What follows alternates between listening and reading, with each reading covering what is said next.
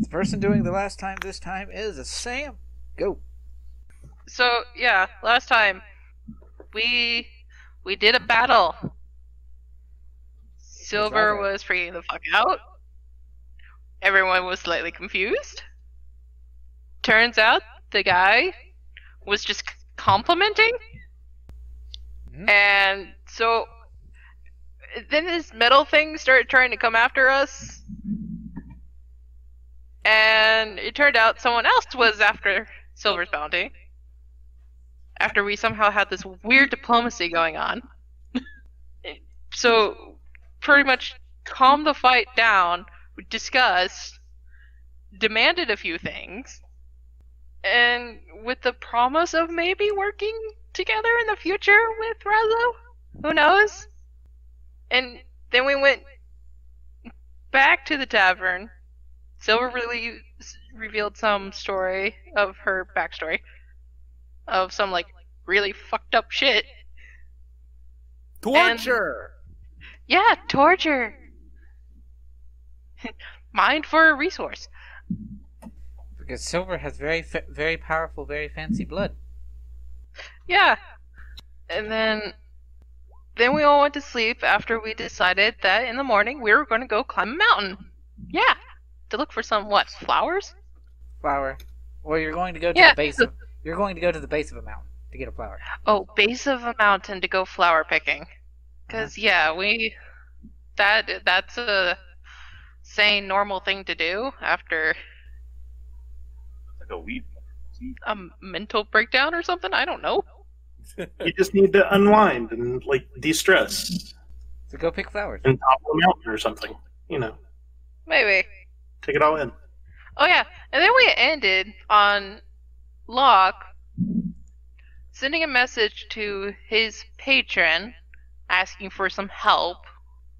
And just before he went to go to sleep, he received a message from Razo saying Silver was being watched. Yep. And nothing else. I mean... Yeah, I forgot about that part. He would have had to use another spell slot for that. Yeah, and he was too lazy, apparently. Because unlike what Kenneth said, you can't actually just rest and get some spell slots back. You only get all or none, and only after 8 hours. So he could not have done what Actually, it depends on what class you are, because some people do get their spells back after a short rest. Hi, right here. This is true. This is true, but Razo is not a warlock. Good point. That's his problem.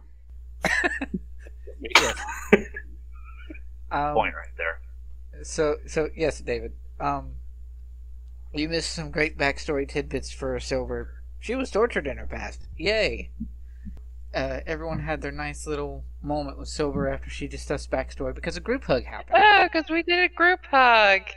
Yay! And Bjorn was actually just back there, just patting Cat on the shoulder and be like, yes, this is good. I am part of this.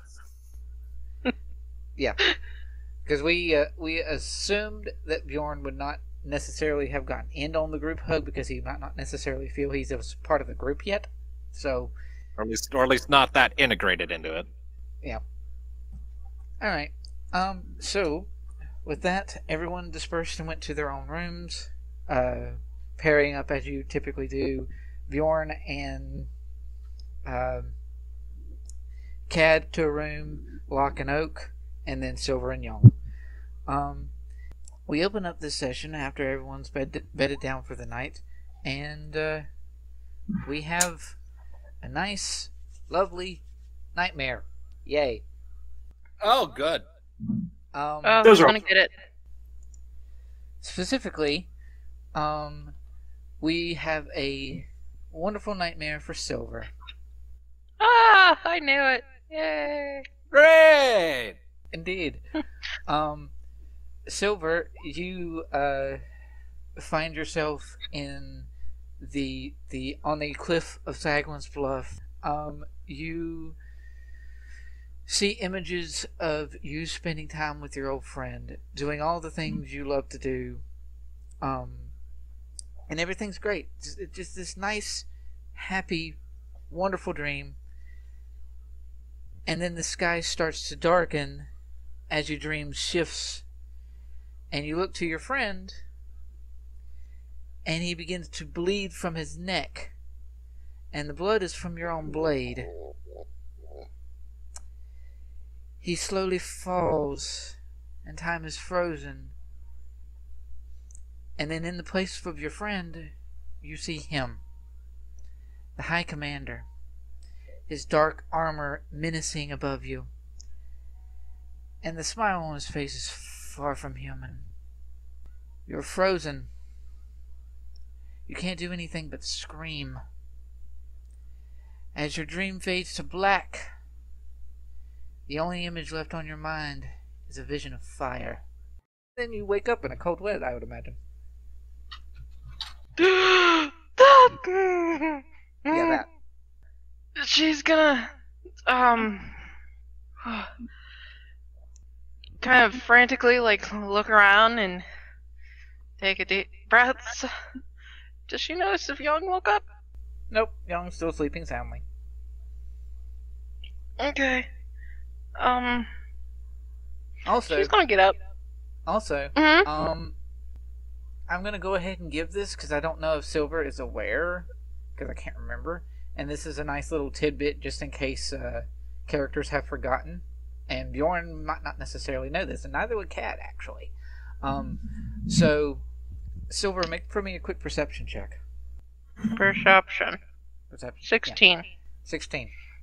You see that Yong is sleeping rather soundly, and next to her, sort of wrapped in her embrace, is a little figure of a doll. I don't know if Silver. Oh, saw right! The doll.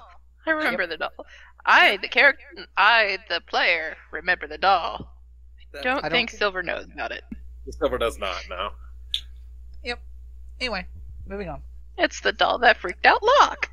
It is. It's great. She's gonna get up, pace a little bit, and she's gonna grab her cloak and sword and go outside. Leaving her armor. Yep. Alrighty. I'm assuming you're not going to make any means of trying to stealth. You're just leaving. She's not focused on being stealthy at the moment. Right. So. Okay. Let's do a quick perception check at disadvantage to see if she notices that you're leaving. And by she, I mean Young. Boop. Nope. Nope. Not with a 7. Alrighty. So, you make your way out, and you are free to head downstairs and out. And where are you going? You're now in the on the main street of, more or less main street of Morgue at night. There's a gentle snowfall. Does it outside. just? Oh, gentle snowfall. Uh-huh. Okay. Does she notice anyone about? As far as other patrons, no. And anyone down in the lower part of the tavern, not really. Most everyone seems to sleep. Okay. Seems to be asleep. You're literally at like maybe 3 or 4 a.m. So everyone's asleep. Okay. Because only sane She's people gonna make stay her up. way. Only insane people stay up till 3 or 4 a.m. Anyway. Yes. She's gonna make her way. Out of town. Alrighty. Mhm. So you're just. Are you going to the like main entryway that you usually went into, or are you going to go exit? Like, are you exiting the tavern here or somewhere else? This is the way you usually would come in. Yeah, that's where she would go. Okay. It's the known path, so. Yep, it's a known Is path. the gate open or closed? The gate is closed. We'll see. But you're not going to be stopped Oh. before you get there, so the gate is closed. Yes. Okay. Can she push on it? Yeah. You want to force it open, or are you just going to push on it to see if it's locked? Yeah, she's gonna push on it to see if it's locked. Kick the door in.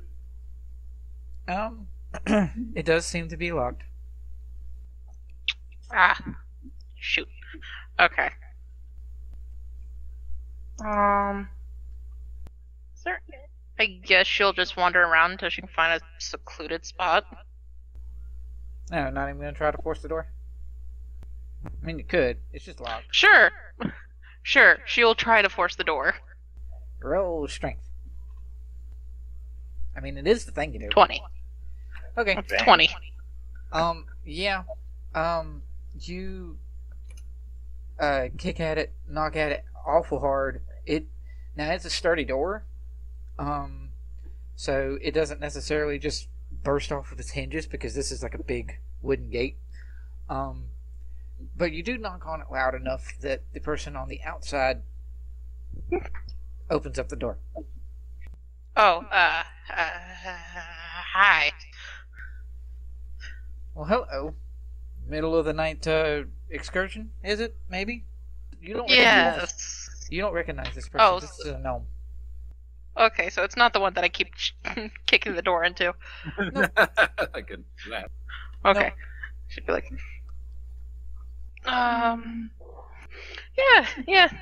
night excursion. Alright.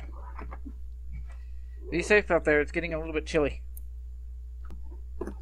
Though you see Okay. you see that he is in a sort of a fur coat as well, but you also have a fur cloak, so you're fine. Alright. So Sure. make your way outside of town. Mhm. Nice gentle snowfall. You see the town behind you. Very sort of pretty landscape, especially at night. And actually, it's strangely not all that dark because out here and away from town, you do see like the elements of starry night, and the moon is fairly bright. It's not full per se, but it's getting there. It's the weird thing where the light reflects off the snow and makes everything lighter, isn't it? That too. Okay. It's both that So- and the moon being maybe fairly full, but not quite full yet. She's gonna probably walk like 100 yards away from the door, and then she's gonna cut around towards the side, Okay. off the road. Okay. Make for me a perception check if you would. 18. Okay. Calm, sort of peaceful night. You sort of stay off the road a little bit. There doesn't, you don't really notice a whole lot going on around you. It's nice and peaceful and calm. She's gonna draw her sword, and then she's gonna try to do like, you know how some people do like, it's not chi or something. It's where it's like it's that slow moving like form of martial arts. Oh yeah, yeah. Yeah, but she's gonna do that, but do like the basics of like sword fighting. Okay. And she's just, after a few minutes, she starts getting more and more frustrated because she's not doing it properly.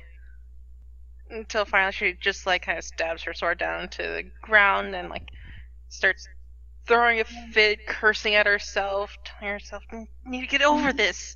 Do not need these dreams again. Not again." Stuff until like she's just welling the anger, welling up inside until finally she just like with power just punches up into the sky and unleashes this torrent of blue flame 30 feet high into the air, and Yay, then falls to fire. her knees and rests her hands on her sword. You launch this torrent of flame, and as it Fall sort to her knees, her hands resting on, like her wrists just resting on the hilt of her sword, and she's just like, she's defeated. That's what it looks like. yeah, and sort of as the flame launches up, and then it sort of settles, we see that you actually were not alone when you walked out here. But And Oh boy.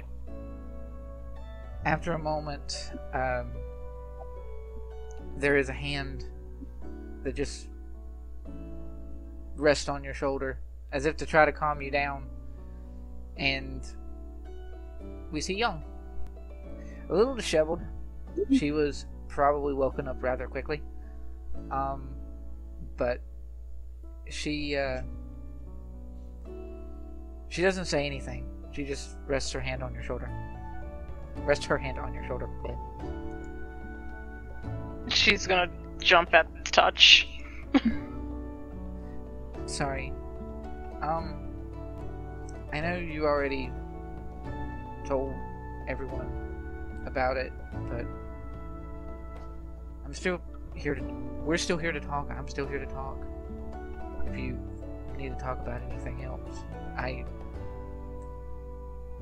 I've had my fair share of nightmares too. You're not alone. And then she just sort of goes silent, looking at the stars.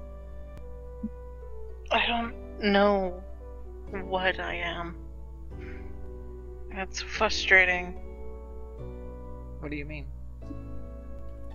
I just wanted to be a paladin of Helm. Nothing special. Not this. But you are a paladin of Helm. Right? I never completed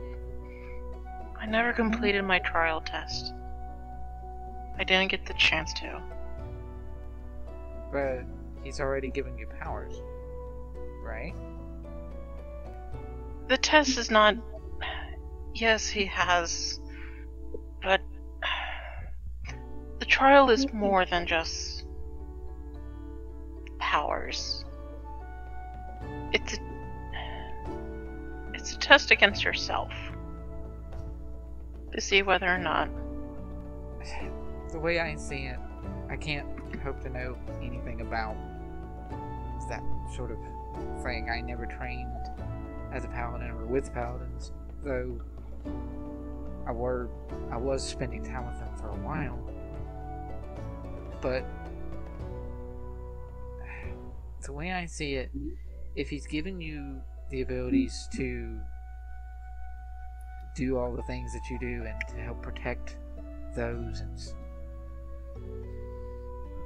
he's pushing you to, what was it, rid the world of corruption or evil or something? Purge the darkness. Yeah. That should already make you a paladin. And maybe the things that you're going through right now are your version of the trials. Does every paladin of Helm have to go through the same trial the same way? That's the thing. We don't know. It's different for everyone. So you can't sit there and somehow cheat your way through it. I can say that. Do you think you're somehow cheating? That's the thing. I don't know what the actual trial is. All I know is it's a trial and it's different for everyone. I don't know. I've had enough times where I've felt lost myself. So I tried to learn how to find people or be with people to help sort of guide my path. And I think we could be that for you. Like this group here. You're working with Locke, you're helping Locke, we're gonna take down this Noro. And we'll go and we'll save your temple too. It might take us time. We might not necessarily be able to do it on our own, but we can do it. As the team that we are, we can do anything.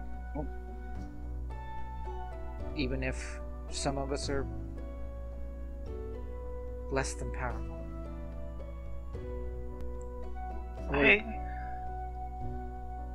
We're better than the sum of our parts, if that makes sense. Yeah. She's gonna stand up out of the snow. The fire was really cool, though. I don't know, it just felt that burning inside. It's like needed to let it out. At least you didn't burn anything now. I don't know. I think I might have hit a few snowflakes.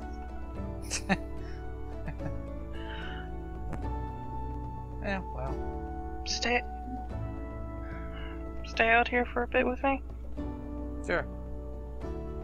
Now she's gonna do something really stupid. She's gonna take off her cloak and go back to doing her training of the basics. And then eventually she may or may not start doing, like Templar chants. Just trying to clear her mind. As you start to sort of get in tandem with, your Templar chants and other such things, Yong will actually sort of join you. Hers are different than yours, and hers are actually in a different language. Awesome. Just hoping for that.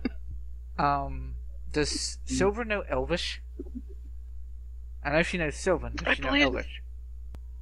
Yes, she knows. She knows quite a bit. She actually knows Elvish, Dwarvish, Draconic, Common, and Celestial. So yes. I thought she did. Yeah. So surprisingly, Yong starts to speak in some more mantras of Elvish, and it's clear that the language is not something she commonly uses to speak.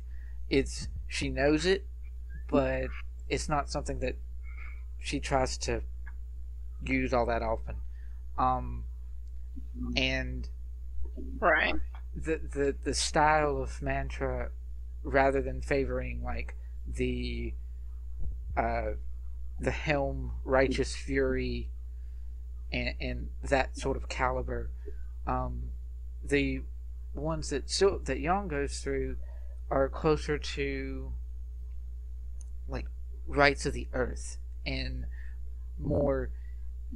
It's almost got this air of druidic to it, almost. Mm-hmm. It's very nature oriented. That is because Yong's deity of choice is actually the same one as her brother. I mean, So- what else would it be? Mm-hmm. I mean, it is after all.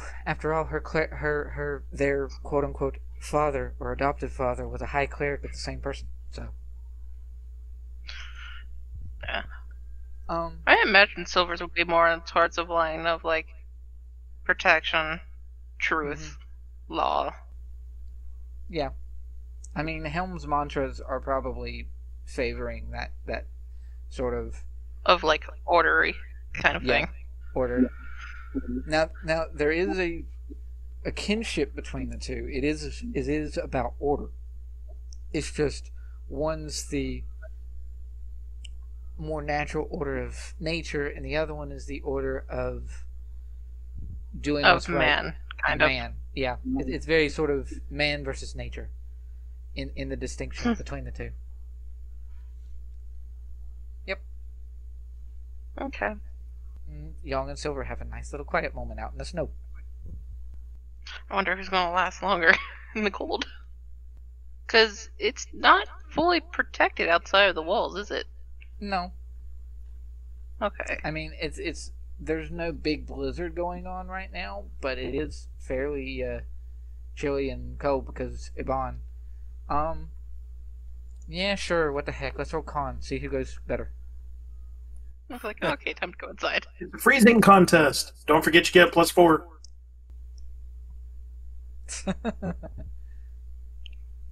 Right. Yeah. Oh. Yeah, my con went up. Yeah, our proficiencies went up, didn't it? Yeah, they did. Yeah. Oh, well. Okay. Yeah, Silver does better than Yong. Much. Oh no. You know, going through a few of the mantras and things, maybe even a little bit of a spar, mostly for training purposes. Yong sort of places one hand on her elbow and is like, yeah, it's a little chilly out here away from the weather tower thing to keep the snow at bay. I mean, I know it's not a blizzard right now, but... I haven't noticed. Yeah, clearly. Come on. I guess head back inside. And you guys go back inside. And Silver's back gonna up. clasp Young on his shoulder and be like, thanks. No problem. I'm trying to decide whether or not this is perception or insight, so go ahead and roll both. Oh, boy. Well, perception is a 6. Insight is a 16. Okay. We'll go with that. Okay. So you sort of clapped your hand on her shoulder, and Young's like, yeah, no problem. And there's this nice smile on her face, and yeah, it's sweet. Okay, fair enough. Okay. You make your way back inside.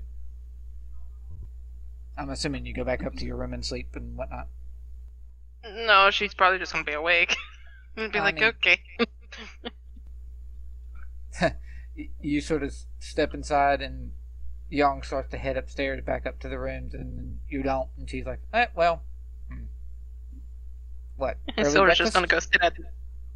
Yeah, early breakfast sounds nice. Granted, Syrup? there's Night? no one here yet, but I mean, we can just sit around and wait, I guess. I thought there was supposed to be a night person who watches so it doesn't steal anything. I don't know. Actually, Hold on. Well, what? Young is going to go and start looking around the door. Silver's gonna go and jump over at the bar. What? She's jumping onto the other side of the bar. Okay. Yes, Silver, don't. Never mind. Hmm? Don't worry, you'll find out. I'm sure it's fine. Oh no. Okay, Silver looks around. There is a... You see that there is just the barest hint, after Young points it out, there's just this barest hint of silver thread that was along the back end of the bar itself. Young sort of looked around the bar itself, and as you stepped over the bar, you sort of snapped that little thread of silver line. Silver's gonna go reach for like 2 mugs, and then just wait. Yep. We only After- needed one paladin. It's fine. Thanks. After, I'm joking. after a brief moment, the goblin proprietor for the tavern comes downstairs, and he's... Oh, whew, thank you. Why are you behind my bar? No one was here. We were gonna have some drinks and then pay you when you got down here. Huh. Eh? Roll persuasion. She's telling the truth. I know, that's why I said persuasion. That's not why deception. persuasion and not deception. 14? Alright. Sure. You ever prepared drinks before? No, I haven't. So, it might have been a learning adventure. Well, have at it then. Let's see what you can do. Oh boy. Well, okay. What would you like something as well? Well, I can't know if you did well if I don't test it, right? Right. That case, what would you want? Whatever you feel confident making. Silver roll performance. This is going to go Oh, great. 20. Alright. Cool. Good to know. Alright. So, I'll sort of leave that hilariousness at that. Bjorn, did we establish before? Yo. Whoa. Did we establish before that I think you woke up decently early as well as a paladin, you know, praying for your spells and other such things? Yeah, usually fairly early. Okay. Around dawn or so. Alright. So, you awaken in and around dawn, you make your way downstairs, and you're sort of before pretty much everybody else. Although, Oak comes down not too long behind you. And then probably Cad a little bit later. But you come down and you see Silver behind the bar preparing drinks as if she was the bartender. Ah, good morning. Good morning. I hope you're ready to pour some strong drinks. Oh, not too strong. We got our adventure to go to on. All the more reason. I take a seat at the bar. All the more reason. I like this guy. I like his priorities. Doing No, I can probably have a side gig as bartender. Maybe that might be my retirement. Yeah, it would pay well, if nothing else, probably. I mean, People do like to get drunk. the goblin sort of pipes up as he's been nursing a little bit of a drink, and he's like, "Yeah, not too bad actually. You as well." I guess Silver just goes and provides drinks for everyone. nice. And then eventually, Good proficiency. Brewers yet. yeah, really. I should probably look into that. So Is Cad, there a brewer's kit? yeah, there is a brewer's kit. Cad makes his way Even if downstairs. there wasn't, there could be if you asked hard enough. True. Brewer Cad, supplies. Cad would make his way down eventually. So Locke, before we get Yes? to that, Uh-oh. you had used your whole, patron speed dial shenanigans. That's what I'll get now, patron speed dial. Specifically, patron speed dial shenanigans. Okay. So, you had used that to try to get in touch with Ambenswind, and what was precisely your goal with that? Well, it was like the second time in 48 hours that I've used it. Let me check my notes because I have both requests written down. I think. Let's see your Locke's current objective. Let's see here. Okay, my main things is he first asked to check in on Norvid. Right. And then this more recent time, he wanted to spy on the imposter pretending to be the High Commander of Silver's Temple. He does have a couple of other things he'd like to use that power for, the jump across reality power, but he's not pushing his luck right now and isn't asking for those at present because he already knows that they're on Ambenswind's radar. Right. Namely, to keep tabs on his dad and that entire fucked up situation. And also, the last one, kind of wants to check in on Riven and see what the hell's going on with her. Oh, right. No. Okay. That should be interesting. What can I say? Alright. So, the thing about it is, Ambenswind's a bit fickle sometimes. I'm well aware of this. You don't always get a full-on response from him. I know. So, and unfortunately, this is the particular instance where your dreams are peaceful and calm. You don't have any nightmares, but you don't have any Ambenswind dreams either. Put on the Cthulhu music for nothing. Dum Yeah. dum dum. Pretty much. It's sort of sad. Back to the No. tavern music. No dreams, no Ambenswind, and assuming you make your way downstairs, you will also Yes. find Silver behind the bar.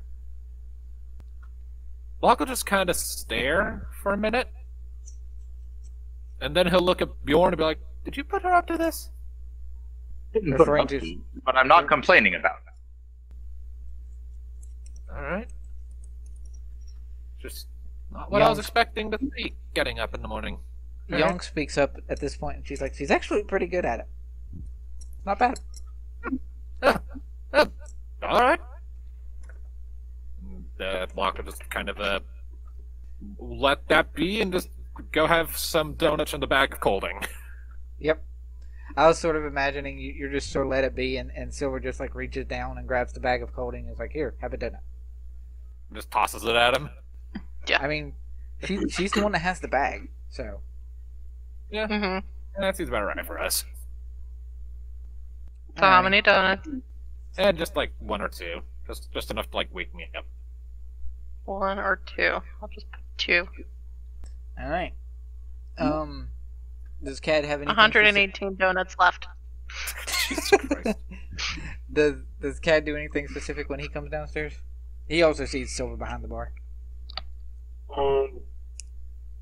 I guess he would sort of double take and shrug and go over and get breakfast or whatever.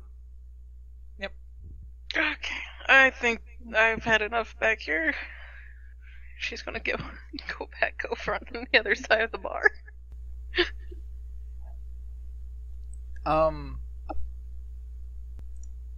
You make your way back around, and Yong sort of speaks up, and she's like, "Okay, so everybody gets woke up, and then we start to head north, I guess. Maybe we need to find somebody with a map or something so that we know precisely where we're going. I don't think we could get a guide to the foot of the mountains necessarily." Probably wise. Locke, since we're going to be out and about and in the snow, be sure to have that blanket. I'm wondering about what that's all about anyway. See if that actually works. I'll Maybe. keep it handy, I suppose. I sent you a thing, by the way, Sam. It's the Okay. the voice in particular is the bartender's. Oh, okay. Uh-huh. What's again? You were not down here. I didn't. Yeah. I feel like I'm missing a joke here. I messaged Sam that Silver hears in her head from the bartender goblin's voice, "Ask next time."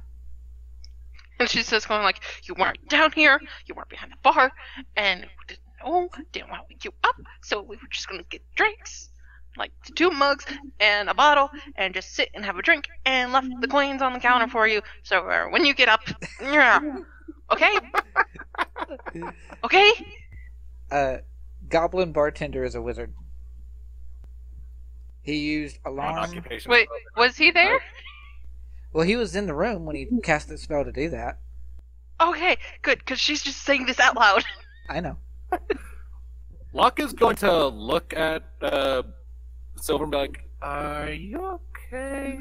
No, I'm having a nervous breakdown. Yes, I'm fine. Okay. Flash. Okay. I'm just gonna go get my armor now. Okay. You do that. The Locke goblin is now extremely concerned. the goblin bartender just chuckles. It's like, couldn't resist. Sorry, it's fine. Right. Okay. And as Silver goes upstairs to go ahead and don her armor and whatnot, Arazo will make his way into the tavern. Uh-oh. Morning, folks. Sleep okay? Screw you. Now, Kaduril will try and at least pretend to do a polite head nod to him. Pretend, yes. At We least. don't like, this guy may not be our enemy, but we don't like him right now. Now, what's going to pay for your food and everything? Don't want to be too rude already, right? Now, where's your silver friend? Getting dressed, I think. Oh, suppose that makes sense. Alrighty. Be like an hour later because she has to dress herself in armor. Uh-huh. Donning armor takes a while. Yeah. So he's like, "All right, well, I took the liberty of getting you a map so that you could make your way up to where you need to go. That way you can deal with this mission as quickly as possible and then be making your way back home. Wouldn't want you getting lost in the wilds of Yvonne. There's lots of dangerous things out there. And he will present Locke with a map. Okay. Give me a second. Putting it in my inventory. Yep. And I assume it's like Mark showing where we're going. Yeah. It's got a mark for Yvonne, for the other various towns in that sort of central sector of the continent. And it's got like a location for the mountainside and the proposed location of the lunar flower, which is the one that you guys are looking for. I said I can't remember the exact thing that I called it, but it was lunar something. Right, and refresh my memory because Brian is a dumbass and forgotten the 2-week interim. Why are we looking for these again? It is basically a side quest mission that you got that Yong and Silver promised to perform for the wizard that you learned about Norvid from. Alright. Okay, just wanted to make sure I had that in my head. Yep. Alrighty. And Razzo just sort of pays the goblin bartender and everything that he needs to so that you guys are all covered. Alright, well, I still have a few things to work out around here, and I will make my way out. You guys can enjoy your little mission. Come back and let me know, and then we'll get you guys home. Sound good? As good as it can be, I suppose. Alrighty. And from there, he will make his way to leave. Okay. And he's gone long before Silver makes her way back downstairs. Yeah. Wise. This man has survival instincts. Uh-huh. It's almost like he knows things. Anyway. It's almost like he knows that it's not wise to hang around here right now. Eventually, Silver, you don your armor, you make your way back downstairs, and you see the party sort of mulling over this map that Locke now has. What's this? Map. You had a visitor while you were getting dressed. Dropped this off. Okay. It's the asshole that we're all annoyed by. He decided to be considerate and bring a map, says Oak, unless he's, done something to trap this map to where it's going to lead us into danger instead of leading us where we're supposed to go. But I don't think he's that stupid. Well, that's nice of him. Indeed. Alright, so is there a plan to just head straight there, or...? Hey, look, if you're looking over the map, make me a perception check. Or alternately, investigation if you're better at that. I'll say either or. Okay. I am better at investigation. Well, actually, no, they're identical. Nah, it's fine. 20, not natural for investigation. Nice. As you're sort of looking over the map, you see that sort of on the reverse side of how the map was folded and presented, that there seems to be a little, it's almost like a fancy wax seal emblem kind of thing. And it's very reminiscent of, like, the various... You can remember seeing some of that when you were at Razzo's mansion before. It seems to be Razzo's seal of approval, if you would to think of it that way.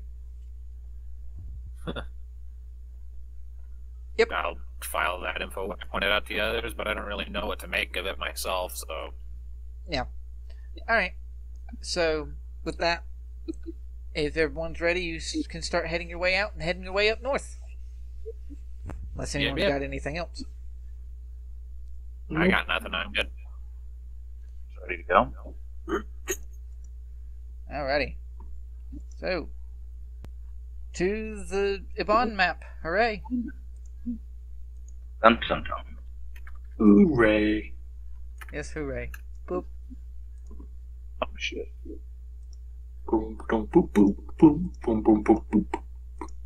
And thanks to having the map, you have that town and this one that you What, now know Morquita? exists. Morquita, and I need to move that so it's actually readable. Yes, There we go. please. Katatik. Yes. Who the hell named these places? Why were they high when they named them? And where can I get them? Alright, so you'll be making your way mostly north for the 3 days travel, a little over 3 days travel to get to about here. Be a brief moment when you cross a river, potentially, and you will see, of Morquita that happens to be right over there. So, Locke was given the map, but who's going to be the one to use the map and make their way north? I vote Bjorn because Bjorn knows the general terrain style here better than the rest of us. He's familiar with snow. Yeah, Bjorn has no issue taking the lead and reading the map. Okay. Okay. So with that in mind, Bjorn, Yo. I will have you roll survival to keep from getting lost, though you will have advantage because you know the terrain and you have a map. Here we go. 16. Not bad. Alright. Yeah, thank goodness for advantage. Although technically the 16 was first. But anyway. So, you guys start to make your way north. Does anybody have anything they want to try to discuss or deliberate as you're making your way north, or are you just traveling?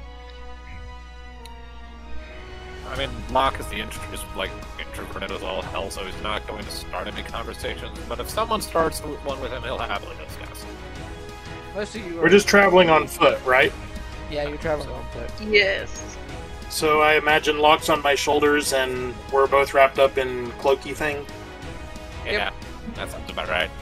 That sounds like us. Yep. Nice and peaceful. I mean, the paladins could theoretically use spells to do Find Steed if they wanted to, but that's not necessarily required. Yeah, I didn't prepare it. Actually, now that you mention it, Bjorn is definitely going to get Rupert into play. Rupert. God, you named her fucking...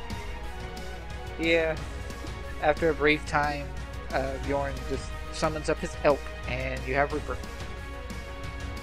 Yeah, let's do this. Fair enough. Alright. So, who are you giving as, because technically Rupert could carry two. So who's going to be riding up with Bjorn? Locke is happy with his mount, so... Probably Oak. Because because Silver's walking, Yong's walking. Oak will take up on the ride on Rupert, and then we'll have Cad and Locke as they are. The girls are walking. And you begin to make your way north. Nice and calm, peaceful. As it starts to get into the evening and the later part of the day, about here or so, Bjorn seems to know where he's going fairly well. And as it starts to get to nightfall, and you're ready to get ready to build up camp and things, this is when those of you who were not out here in the middle of the night last night noticed that Bjorn, or Ibon, at this time of the year, or this time, it's not very dark at night. It's got this nice pale moonlight going on. It's not necessarily a full moon, but it's getting there. And it's a beautiful, starry, snowy night. Actually fairly peaceful. Sorry. Indeed. And we're ready to set up camp, and Yong looks to Locke with that blanket. Let's see how this works. Okay, fine, sure, let's... okay, that's... what the point is... Locke will take the Imagine What's in blanket and just like and gives it like a little fluffing out. Yep. Oh, the patchwork blanket? Yep. Nice. And what happens? So, part of the steps on that blanket says it needed to have a person with childlike wonder. Would you believe that Locke would have childlike wonder? I would not. I would say that died when he was a child because everyone was a cunt to him. But if you will permit it, I would still like him to have something fun happen with it anyways, just because the guy deserves something having fun from time to time. Mm-hmm. Even I am willing to acknowledge that he deserves to have some happiness every now and then. Okay. I'll say that the blanket worked for you this time around. It might not necessarily every night if you went to try to use it, but it'll work for you this time around, since you sort of got everybody watching and hoping that it does something. Alright, so... and Turned then into a tent. You spawn forth a sort of relatively average-looking patchwork tent. It's just seems to be big enough to fit maybe a couple people. And it just, out of nowhere, tent. Boom. Locke is going to stare at the tent for a minute. And he's like, okay, I take it back. This is actually kind of cool. And it goes inside. What does the inside look like? So... Yeah, it's kind of, to me, what it would look like, isn't it? Because it's reflected on my character. Gold everywhere. It's reflected... Dark. Just pure darkness. It is... as the page says, it is a cozy interior that's much bigger. It's a cozy interior that fits the personality of the thrower and takes the shape of their choosing, such as a carnival tent or a cathedral. And it is much bigger on the inside than it is on the outside. So its appearance, when he steps inside, it looks like the place he feels the most safe, which is his mother's library back in Yetis. makes sense. Or like a facsimile thereof. Yeah. You have, I would imagine, somewhat oversized bookshelves so that you can have the books, quote unquote, books still resting on them, but all of it's made out of pillows. Sure, I guess. Why not? I mean, that's part of it. Everything in it is made out of pillows. Okay, yeah, alright, fair enough. Yeah. Huh. I like this thing. Anyone else heading inside? Sure. Come on in, there's plenty of room, apparently. Enough room for me, too? Let's try it. Is there room for Cad? Oh yeah, there's plenty of room in it. Oh yeah, plenty of room. So the Okay. door is really the only hurdle you're gonna have to get through, but you can just then. Just crawls through. Yep. Everybody's inside the tent. You see what forms a facsimile of Alessandra's library, a place that all of you have been except for Bjorn. So you just Bjorn, you have no idea what the fuck this place is. It just looks kind of neat. Bjorn's okay with neat things. For Bjorn's benefit, it looks like literally what we just described: a library made out of pillows. I'm not upset about that. Yep. Bjorn is. There are actually like books and whatnot imitating it, right? Yeah, Pillows it's imitating books. pillows imitating books. Bjorn wants to check some of them out, see if they actually say anything. Pomp. Pomp? Pomp. It does say pomp. Bjorn is fascinated, and he's gonna stay up for a while. Gotta figure it out. Yes. It's just the anime blanket bed sound. So yeah, you have a nice, comfortable place for all of you to sleep. There's plenty of space and room for everyone to have their own designated areas. You can sort of set up some watches if maybe have to go outside the tent in order to really pay attention if there's anything out there. But other than that, you have a nice, solid, and very comfortable campsite. Nice. So, seeing as how we're in a still dangerous place, we want to keep watches, right? Says Oak. Yeah, probably. That's probably for the best. I mean, this place isn't like a magic dome that keeps out all evil things. It's a really cool tent that I really like. I want to keep it. Yeah, it's really cool. Alright.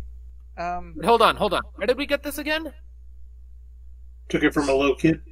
You couldn't have worded that any other way, could you? That was out of character.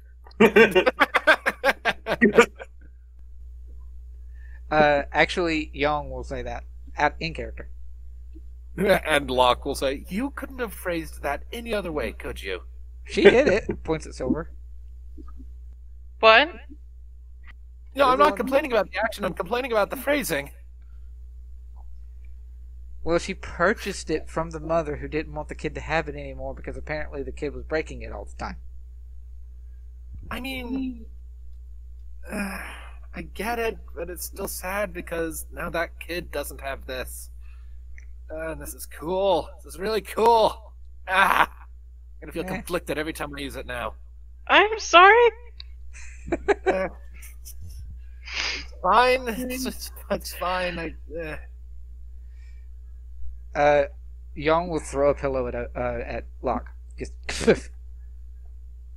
What the? Hey! I throw it back. don't worry about it. I sort of threw the pillow back at her. Oh, I know. She's. Whoa. Okay. Well, I think we need to sleep and/or keep watch rather than pillow fight. And Oak actually will go to make his way outside to be one of the first to keep watch. Fair enough. Alrighty. So, I'm not sure precisely what sort of order we will have, but perception checks from everybody as, you alternate and keep watches. Just a moment. I will give mine here in a second. See and smell 25. Young got a 4. 8. 8 from Locke. And 18 from Bjorn. Show off. Not bad. And then I comes... know this neck of the woods, man. This is true. And then comes the craziness. Kaboom.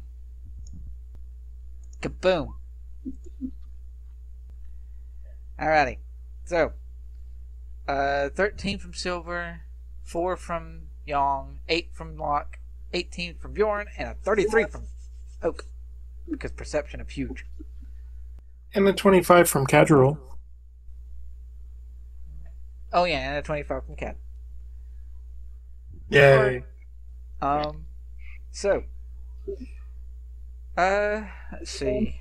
Oak went out there first.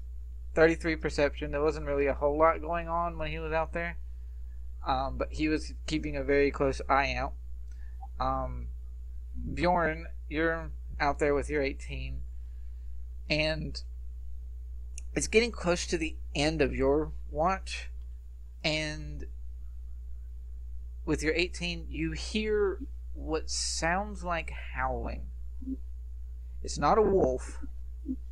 And it's got almost an element of human to it, but not quite. And it is off in the distance, a ways away. It's loud enough that you're hearing it from this distance, but there'd be noises out there, and it's howling. Like, specifically how far away that is? It's as best you can guess. It's whatever is making that howling is probably 45, 50 feet away from where you are right now. That's close. Well, actually no. Probably closer to about 60 or 80. It's fairly decent distance away. I'm just gonna double check. Like, a howling that has a human-like quality. Mm-hmm. Okay. Since you know this area, I don't know if you are. Is Bjorn proficient in nature? I think he might be. Randomly. No, you're not. Yeah, what the heck. Go ahead and roll nature. You only get a +1, but roll nature. 19. Nice. Okay, yeah. You've heard this kind of howling before. Back in your days of, traveling these areas with your old tribe and other such things, you would remember hearing these kinds of howlings, and the commanders would say, we should totally avoid that, whatever that is, because that usually meant Yetis. Which Bjorn is not a fan of. No. So Bjorn's gonna get his weapon at the ready and sort of nudge a couple of the others awake, be like, should be on our guard. There are Yetis about tonight. Yetis? Oh, God, just what we need. Oak is sort of up as you start to get him up a little bit, and he's like, they don't seem to be that close, but we should at least keep an eye out. Yeah. Surprisingly, they don't seem to wander very close. And Oak with his 33, his little furball ears perk up, and he's, I think they may already have their meal. So I think we're safe, as long as we don't make too much noise. Any idea how many there might be? 2, maybe 3? Can't really tell. Whatever they've got as food, though, is very big. That's charming. So, as long as we keep our distance, we should be fine. All I don't think they're gonna head our way. We would be small potatoes to whatever sort of meal they're trying to make. Yetis are huge. Yeah, and how huge is huge? Bjorn, you know this. About as big as a dragon when you fought that earlier. Yeah, I will relay that to Locke. Yes. Oh! Yes, they are. Locke goes deeper into the tent. Not to be trifled these days. Yeah, Locke is going to go deeper into the tent and just hide there. Yep, sounds good. Yeah, the rest of the day or night is fairly peaceful. The Yetis finish their meal and make their way out, or at least appear to, because the noise sort of dies down. And you guys are safe. Yay! And morning comes. It's a nice sunny morning. Well, as sunny as it can be in a more tundra-esque kind of area. The snowfall today is a bit harsher, but still not anywhere near a blizzard. And you're free to pick up your tent, like literally pick it up. You grab it and you move it, and it's a blanket again. Like this thing more and more. And It's pretty neat. Yeah. You continue to make your way forward. Do you resummon Rupert? Yes. Alright. So, you then begin to make your way forward. And, once again, there's probably not anything tense or crazy to talk about. The peaceful snow and sort of nice atmosphere, it sort of helps calm you, Silver, because you kind of like this. It's really pretty. It's very calming and pretty to you. And it's just nice to not have all this crazy dreams and nightmares and things. And you slept really well inside that tent. Might have been a few too many pillows for your liking. I don't know, but A little bit. you were nice and comfortable. Alrighty. So, you make your way more north. You're about the second day of your travel. Once again, Bjorn, I want you to do for me a survival check at advantage, because you know this area. Ready. Here we go. 10. It's not as great as your last one. The heavier snowfall makes it a little bit more difficult, but you seem to be still following along as best as you can tell. Maybe you slept a little too hard with all the pillows. But Wouldn't that be sleeping too soft? sure.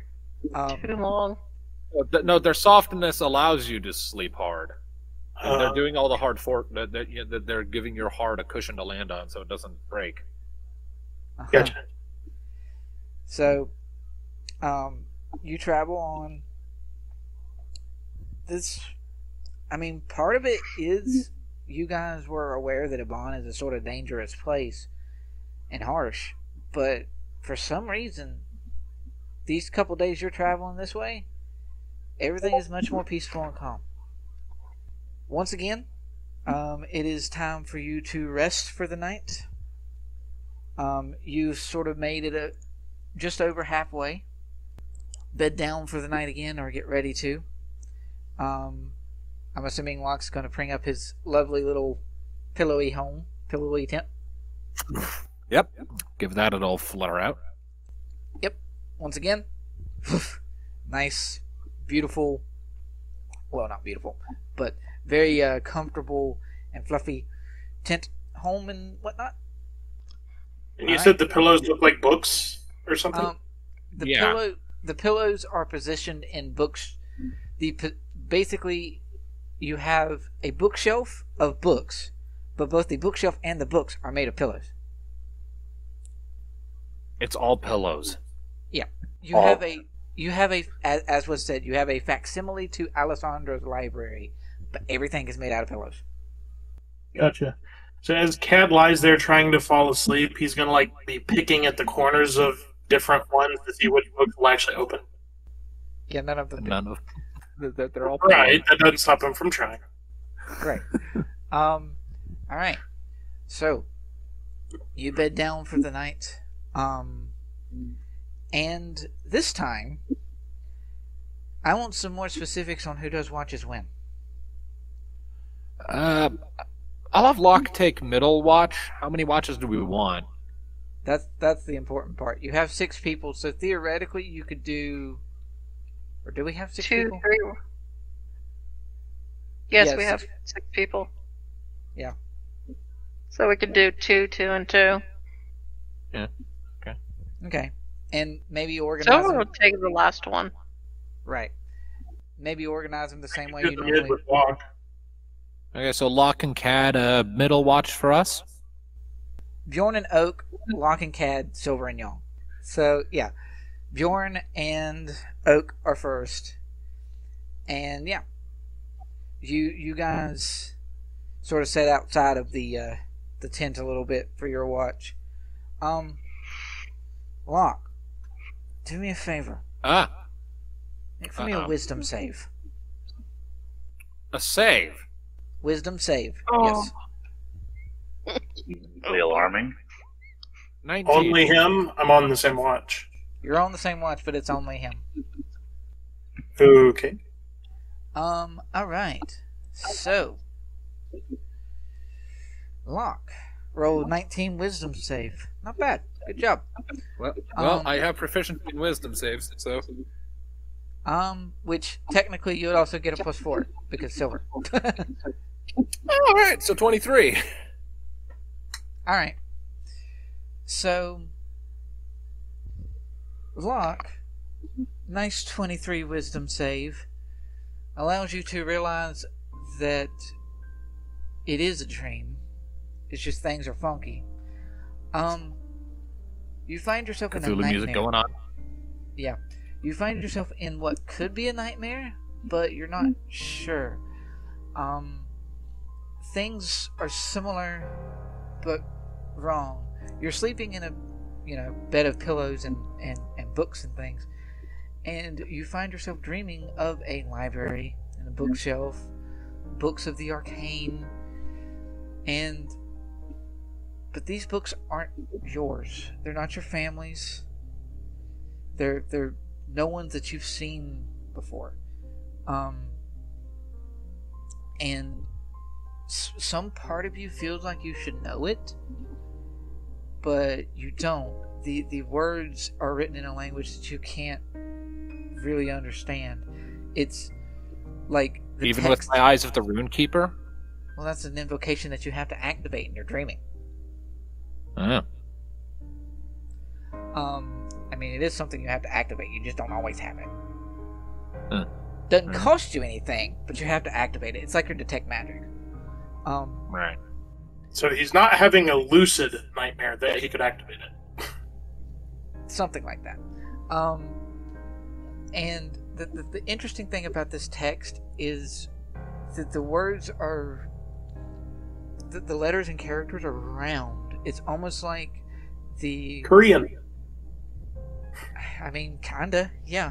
The letters are written as if they're cogs of a machine, and they're written up.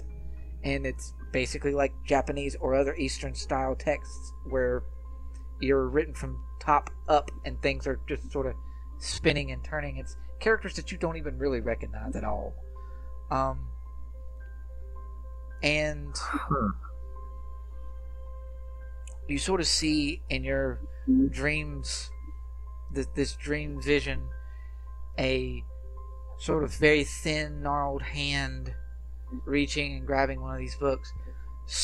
Because you rolled so high, part of you knows that this is a dream, but some element of it, it's almost like when you were with that vision with Norvid, where you're sort of in the body of somebody else. But this time, you're not. You're sort of seeing it from afar because you rolled decently high. Right, so I'm just observing, but I know that this isn't me. Yeah. Okay. And, yeah, it's very creepy and weird and odd. And then you go out, and the person that you are sort of goes out away from the library, sort of makes his way through various rooms and out to a balcony. And he goes out and he looks over this balcony, and you see your tent. The tent that you are currently in. From his eyes, or these eyes, you see the tent that you guys are currently in. Is the environment the same, or does it look like the tent has been erected in a different location? The environment looks pretty close to the same, or as the same as you can for being all snowy. And then your dream is sort of interrupted by strikes of darkness, and you find yourself waking up. It's just before your watch would technically be, and meanwhile we have a Bjorn and Oak that are outside. Yeah. Alright. Locke Bjorn. is going to quickly make his way out of the tent. Okay. Alright, we'll get to that when you come out in a second. Bjorn, perception check, sir, for your watch. 25 from an Oak and a 14 from a Bjorn. Alright, so you guys are out. Everything seems to be calm and peaceful. And then there's this like spark of unnatural light. The moonlight sort of shifts, and you get the sense that there's something glowing in the distance. And both you and Oak sort of look over in that direction, and maybe 60 feet away there is a very large somebody went poof. Yeah, like that. So there is a very large, for lack of a better way to put it, cathedral. It's very pretty, and it is sparkly and magic, and it's off in the distance about 60 feet that way. Was definitely not there before. It was not there before. When you guys set up the tent, it was not there. And it is sitting sort of off to the side here, closer to the river area there. Bjorn, do you know anything about that? Do you know anything about that? Great question. Can I roll like a history or a religion check to see if I know what the fuck? Yeah, history or religion, either one, or arcana. Any of those would work. I don't know if you have any of them. I don't think you do. No, I get the exact same bonus for all of them. Yep. So I'll just So however you flavor it. Yep. go again. 13. This, based on what you're looking at and how it sort of looks and how it glows, it very much speaks to you that it's, and the fact that it just sort of appeared, it very much speaks to you that it's some sort of magic oriented something. And you maybe not know much about it, but maybe Locke does, because he seems to know magic. And whatever this place is, it is clearly magical in nature, is about all that you can figure out. And at about that point, Locke makes his way outside. And he looks alarmed, and I look around and I assume I see this thing that appeared. And run it by me one more time, what exactly we're looking at? It is a massive, from the distance that you are, it is a massive looking, basically cathedral. It is very large, doesn't look like it's got multiple floors, you can't really tell from this distance, but it is a mansion, cathedral, castle, anything of that various persuasion that you can sort of get a picture of. And it's a good 60, 70 feet away. Oh boy. You know anything about that, Locke? Not a damn thing, other than I just had a dream where someone in it was watching us. Oh. That's... I'll poke my That's head beautiful, back in. then. Bjorn is going to ready his weapon, because he doesn't trust any of them. Neither do I. I'm gonna poke my head into the tent and the other shed. Hey, get up! We got a situation out here. I'm coming. Just slow. As he realizes he was, messing with this pillow book a little bit, and it's like, oh, wait, it's not a book. Okay, yes. Right. And, I'm going to, let's see here. What is my range on detect magic again? Not far enough to be useful here. Yong and Silver make their way outside. Does Silver wake up? Sam? Was she woken up? I shouted at everyone to get up. We had a situation. Oh, yeah, Yeah. she would get up. Yep. So Yong and Silver make their way outside and see this big, massive, cathedral that's good 60, 70 feet away, and Yong's like, that was not there before. Was that there before? The hell? I don't think so, but whoever's in it, they know we're here. And I know that because I dreamt of it. Just before waking up and coming out here to see it. Oh, what is this whole thing with dreams? I don't know. All I know is that I was watching through someone else's eyes as they were walking around inside that thing. There was some big library, but not like any I've ever seen, and all the letters Wait, on all the books. so how do you know they were watching us? Because they came to a balcony and saw, and I turned and pointed at the tent, that, in this environment. Was that now or in the And then future? you woke up? I woke up pretty much the moment they laid eyes on the tent. Hello? That's okay. Silver's gonna shout out and then wait for a listen.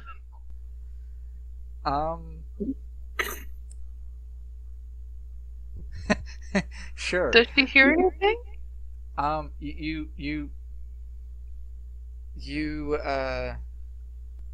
Yeah, there's no response. Well, and then Oak speaks up. Well, if it was affecting Locke's dreams and anything else is an indicator, we may need to, at the very least, investigate it, see what's going on with it. You wanna go investigate a popped up cathedral? What, do we just ignore it? This feels a little bit trappy. Yeah, A little bit. The way I see it, that thing appeared before us for a reason. If they have a reason for appearing in front of us, they can come out here and tell us themselves. I'm not going up to that unless I'm dragged in, unless they give a damn good incentive. Yeah, I'm with you on that one.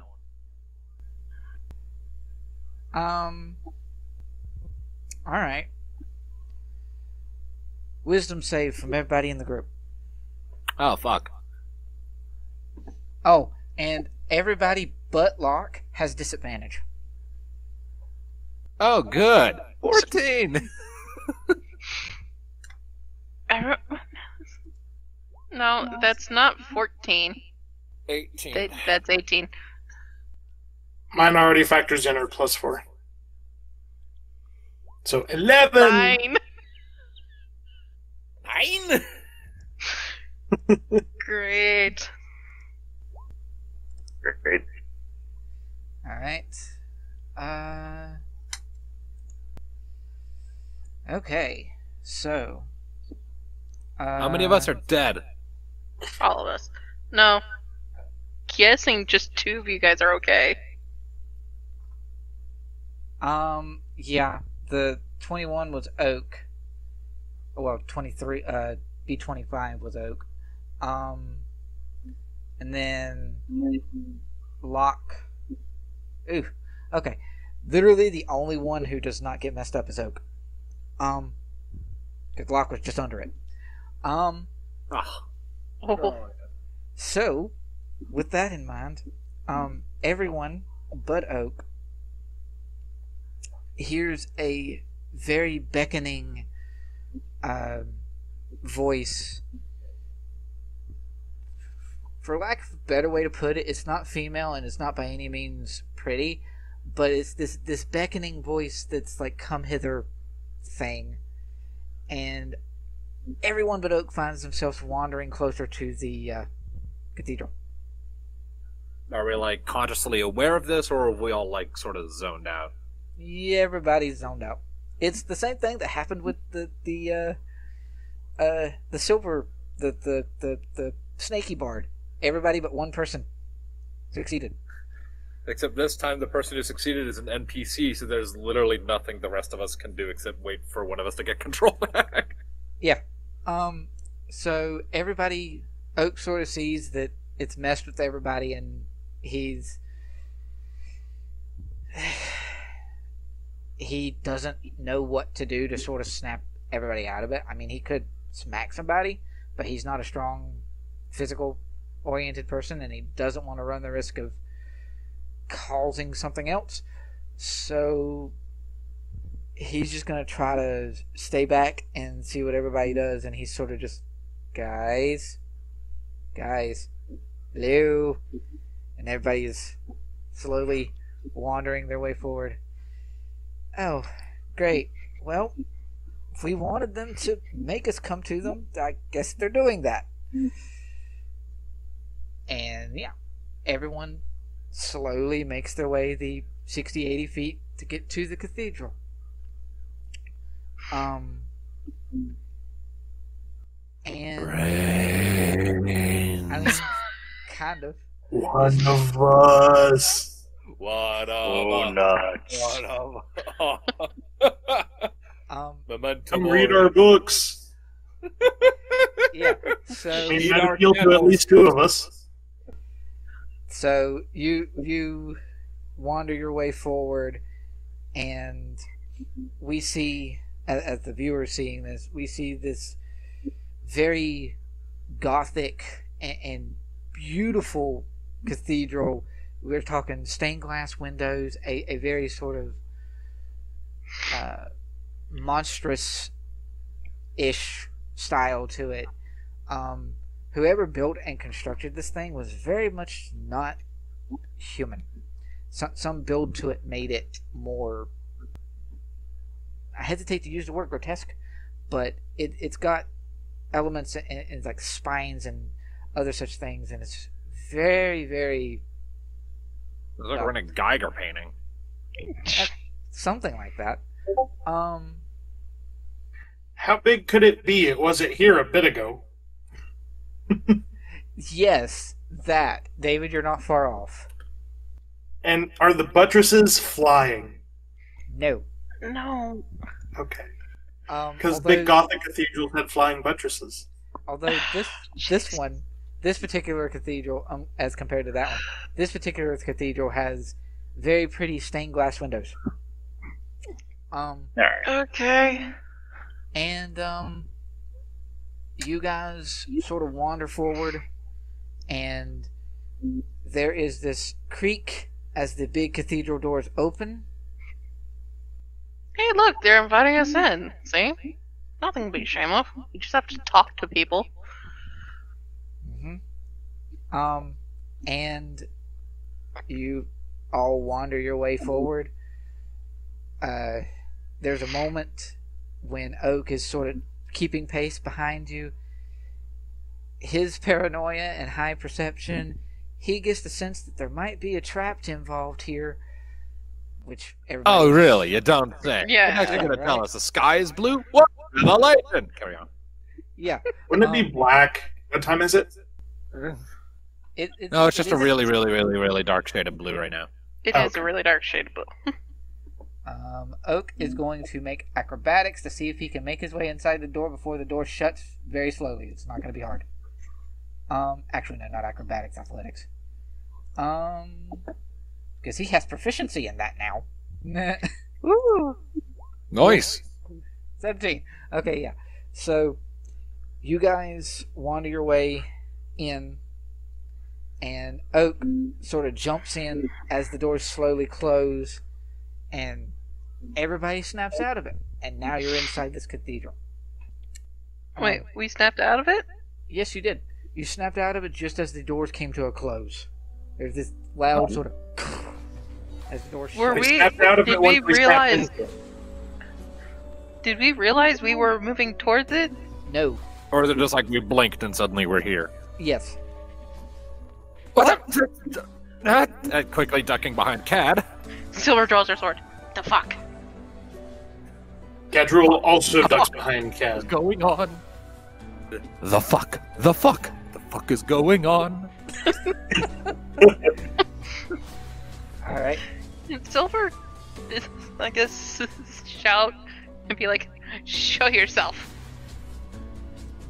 There's a nice big echo and things, and no one sort of responds. Okay, all we have to do is just stay by this door. Cat, help me break it open. Okay. She turns around and goes towards the door. I employ Silver's top secret technique.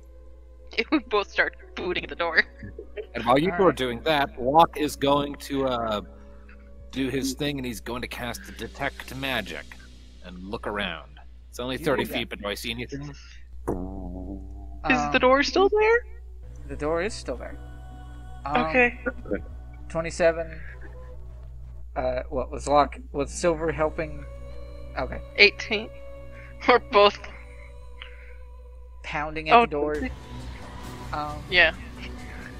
So, first and foremost, you're pounding at the door. Doesn't seem to budge. New map. Oh no. Oh joy. Oh no, it's big. Oh. Oh lord. Oh no, it's large. It is. Alright, I was just really zoomed in. That is a very long hallway. Does Okay. anything register on my device? Are you casting Divine Sense? Yeah, I want to use that. I want to see What's the range on Divine Sense? 60 feet Oh, for celestials, fiends, or undead. okay. So 60 feet, you said? Yep. Nothing pings on your celestial, fiend, or undead from that distance. Locke, however, you did detect magic. Yeah, that right there should be about 30 feet. Holy crap! Yeah, it's 30 feet. Yeah.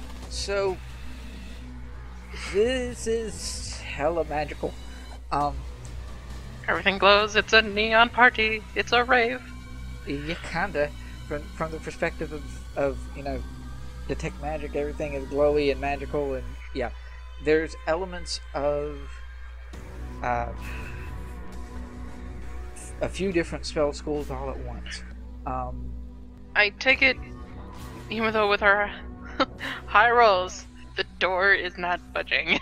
Nope, it's not budging at all. There is a faint shimmer across the door that Locke picks up on detect magic. And you got elements of enchantment, illusion, and abjuration.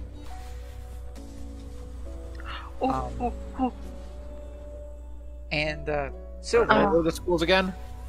Enchantment, abjuration, and illusion. I was gonna say if we had a dispel. This would be so easy. So Silver, you're pounding on the door. And you're sort of focusing more on trying to destroy. She's just trying to get the door open. Yeah. You rolled fairly high. Well, Cad rolled fairly high with 27. Yeah. You're pounding away on this door. It doesn't even seem to be budging at all. And you notice something around the edges of the doorway, this stained glass and other such things. Stained glass tells story. The pictures and other such things tell a story. That's usually how stained glass works. Right. And you see along this stained glass, you're still pounding away to try to get the door, and it's not even budging. Like, after a bit, she'll stop and take more interest in stained glass? Yes. After 1 or 2 hits, I would stop. I mean, it's not going to do anything. Yeah. So, along with this, in this stained glass story, you see several, like, ghastly and demonic-looking figures in the shape of the stained glass, or in the, shapes and edges of the stained glass. And they seem to be about 4 of them, these ghastly, demonic-looking shapes. And you see that they have in their grips chains, and you sort of follow the chains with the imagery of the story, and you find that the chains are holding down what looks to be some sort of symbol. It's like you see a round sort of gray ball symbol with a blue crescent shape that's over the top of it, and there's 2 chains that are wrapped around the ball itself, and then 2 sets that are holding the edges of the crescent, and this holy symbol is pinned. Do any of us recognize whose holy symbol it would be? Yeah. You 2 are the ones looking more towards the stained glass at the moment, so roll religion, both of you. Ooh, I'm proficient. 24. 2024. Alright. So... That'll be an interesting year. Yeah, It's gonna be the whole year. You both sort of pick up on it through learning it of various different ways and other such things. You both know this symbol. It is the symbol for the goddess of the moonlight. Moonwife? Oh, wait, no. Selene Moonbow. Okay. She is often depicted as a lady of the stars, daughter of the skies, and other such things. That combined with the fact that you got some intense moonlight making its way through here, yeah, this place seems to have a connection to the goddess of the moon. It's also worth noting that due to your high rolls, both of you also know that one of her other names is referred to as the Lady of Dreams. Ah. Oh.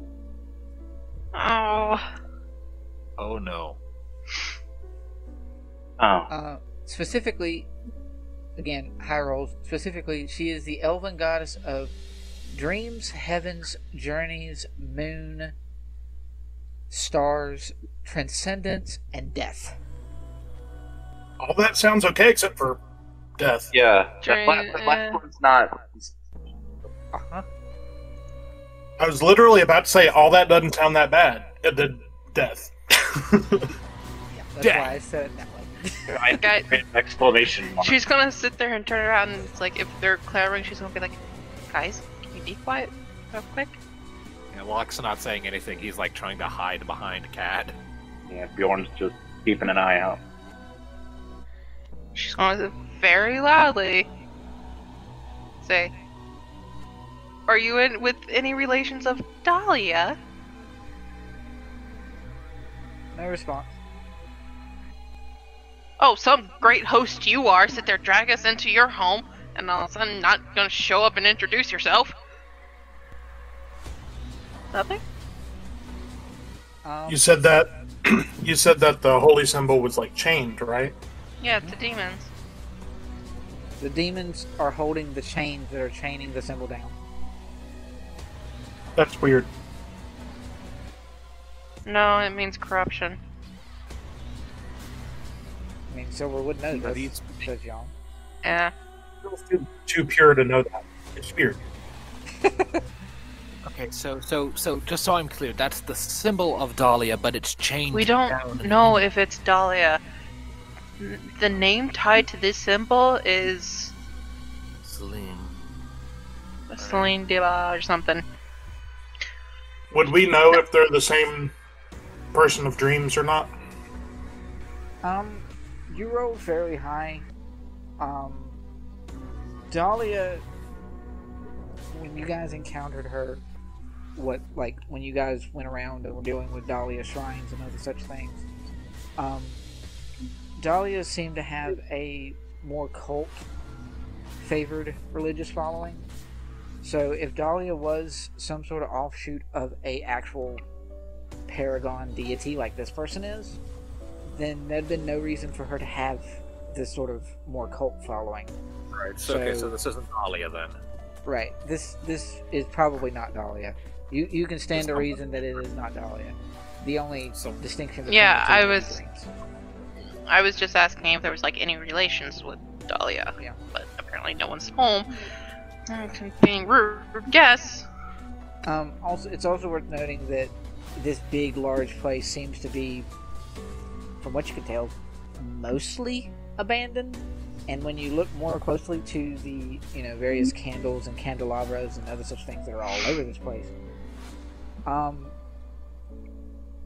there is a distinct hint to the candelabras and candles that, especially for Locke, who did detect magic earlier, that illusion tick is coming off of the candelabras.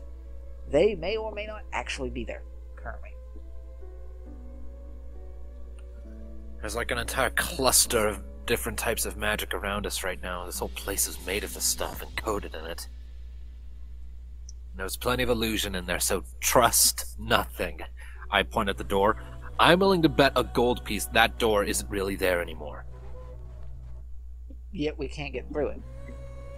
Yeah, might as well just be a solid wall. So what's our game plan? I have no idea.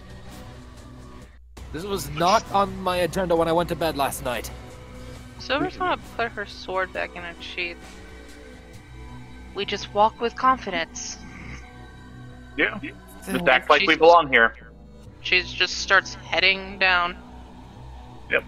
Bjorn likes this idea. Locke is going to get onto Cad's back and just go with Cad. And just hope Alrighty. that this doesn't kill us. Alright. So, what sort of precautions are you guys making as you're moving forward? Are you stealthing? Are you doing any other kinds of activation of things? How long does your divine sense last? Bjorn. Locke is going to keep detect magic up and iterate re-up it every time it fades. Just keep a very watchful eye Yeah, out. I'll keep pinging Define Sense every so often, every 20 feet or so. Otherwise, I've just got my sword out and at the ready. Right. So, yep, you guys sort of make your way forward. Are you going to go? Nothing seems to really happen or really ping anything unless you're going to make your way further into the long hallway there. Yeah, Silver will. Yeah, nowhere else to go, right? Yeah. Alright. Since this place is fairly well lit, because candelabras and moonlight, you make your way forward a bit more. What are all these things? I'm guessing Girl. pews and places for people to kneel down at. Yeah, those look like cushions and tables. Seems Yeah. reasonable. They're something akin to cushions and tables. Part of it is this aura of maybe pews or a church or something of the sort. It gives an air about it that there was a bunch of that there would often be a lot of people here. Or at least there used to be. They're not now, but there used to be. What's the like green and yellow oval sort of things? The fact that if you go to look up, this more stained glass and shapes that are like above as sort of skylights and other such things. It's the green that you're seeing is the refraction of the moonlight down below, and this whole hallway is just lined with this very skylighted, and I mean, if it was not being a bit terrifying, it actually would be kind of pretty. So it's like light coming in or something? As you move closer or further down, you realize that this hallway ends in an open room. As you're moving closer, because you know you got decent eyesight in moonlight, there is a table or altar of some sort way over here. Boop. Oh shit. Sarah's gonna keep walking until she gets to like about here, and then she's gonna stop and look around. Yep. Yep. Yep. Alright. Yep. So, with that, I'm just going to give you, because you're sort of looking around more precisely. Boop. It's like Um, pixel art. It is. Do what? Just what is it from? Probably The little something Chrono like Trigger. Dog look. Kinda look, yeah, it kind of looks SNES-y, huh? It makes me think Chrono Trigger. Yeah, same. Yeah. Is there an actual book there on the table? Yes, there is. So we're just gonna go up to the book Alright. and probably ask them to like hang back a few feet back just in case if it's trapped. But if it is trapped, we don't want you to be entirely isolated. Yeah. Move up like I just don't want to be about. affected by it, get us stabbed or harmed. Hey, we're in this with you. Alright. Just from the edge of your protective radius. No, Or glow, or however that works. Cat, you're still in my glow. Mm-hmm. Exactly. Alright. So, you're going to look at the book, Silver? Yeah. Alright. Looking at the book, it is clearly, even to your, untrained eyes, it's clearly magical in nature. It does give off a vibe similar to, like, maybe not the same, but it does give you all a vibe of, like, a significant magical book that seems to be important and very, very magical. The lettering and writing on it, you cannot make heads or tails of them. Really? Yep. So I was gonna reach out and lay our hand on the book. Okay. All of a sudden, you understand all the mysteries of the universe. My eyes just melt and bleed, and it is screaming into nothingness. No. Suddenly, a well spawned into existence miles above the Earth's surface. Oh no, not again. Alright. Right, no, that's the flower pot. The whale's inside a child. I'm sorry, I got that backwards. Curiously, the only thing that went through the flower pot's mind was, oh no, not again. Anyway. Silver's going to open the book. You do. It's all glowy and magical and stuff. She's going to stare at it. Uh-huh. What's it say? I don't know. Let me have a look, and I'll pop down from Cad's back and approach. And I will turn on Eyes of the Rune Keeper once I'm close enough to actually, read the thing. Alright. Locke's eyes glow that fancy purple color. And, you find yourself looking in, well, you've seen a book like these kinds of books before. Some of it is reminiscent of like a wizard's spell book. It's just written in a language that you couldn't even make heads or tails of. Either the Runekeeper allows you to read it. Some of the... Does he know the language? No. Eyes of the Runekeeper just would allow you to read it. It doesn't let me know what the actual language is. Right. So it's a wizard's book? Sort of. Okay. Part of it seems to be like one, at least. If that's the case, we have a tool of a negotiation here. We can... If anything happens, we can threaten to burn the book. Somehow I get the feeling that wouldn't work. What do you mean? Sacrificing the book on its own altar. Wizards need their books, don't they? Yes, and so it would stand to reason that they would have their books be incredibly well protected, and this, I point at the book on the altar, is on an altar in the middle of a big-ass magic cathedral that just appeared out of nowhere. I sincerely doubt anything we have in our arsenal, at least on a base level, is powerful enough to break something that is in front and center of all this. It is going to be well defended and well guarded, at least as far as wards are concerned. Now, if we had a means of undoing all of that, then by all means, I would say that would be our bargaining chip, but I don't think we have the ability to dispel magic of this caliber. Right. How old does it look? It looks incredibly old. Like, Cad's... How much dust came off of it once we opened it up? Quite a bit, actually. In square pound. It looks to be as if,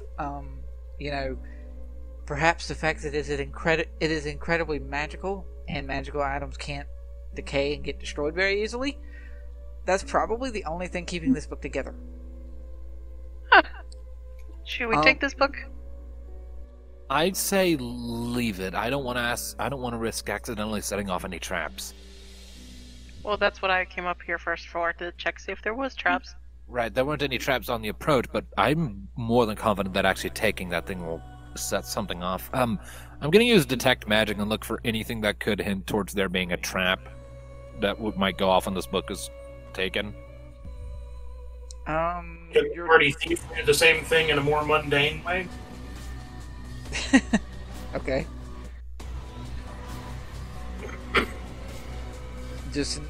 Cad's just gonna investigate and sort of look around for traps that are more mundane. I mean, I can too, but I sort of thought that Yong was like a rogue. Oh yeah, she is too. And would be able to see traps and stuff, right? Yeah, let Yong do that. I mean, Yong has I can help her look. Though. Yong has horrible investigation, but she'll roll with advantage because you're helping. Hey. I'm glad that I'm Nice. Nice. Okay. All right. So, with that, Locke, you did detect magic. How far did your detect magic go? 30 feet? 60 feet? 30 feet. 30 feet. Okay. So you sort of wave out that detect magic, and a new magic has pinged ever so slightly in amongst that menagerie of pings you were getting before. Although it seems to focus more up towards this way. There is a... Up towards what way? I didn't see your ping. To the north. Yeah, to the north of here. Okay. Okay. There is a ping of necromancy from that way. Oh, no. Okay, what about on the book or around the book? The book seems to have mostly the same sort of three that you're seeing all throughout the mansion. Adoration, enchantment, illusion, all that sort of stuff. Although the book does add conjuration into the mix. Alright, well the book has some conjuration on it, so... Last chance. Do you want to take the book of notes? I personally don't. If you want to, though, you go for it. We'll back you up. And at this particular point, as Cad and Yong are sort of looking around at all the different items and statues and sort of looking around, the two of you sort of find that some of these structures and statues have writing down on the bottom, and again, it's that same writing that no one can understand except for Locke. And Yong sort of points it out, and she's, Locke, your eyes can read whatever writing, right? Yeah, so long as it's an actual, as long as it has meaning. Why?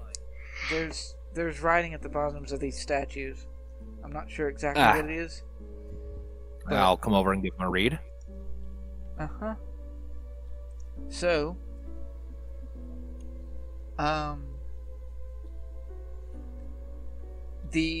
you sort of look under the various statues that are nearest to the podium, and you find two phrases. The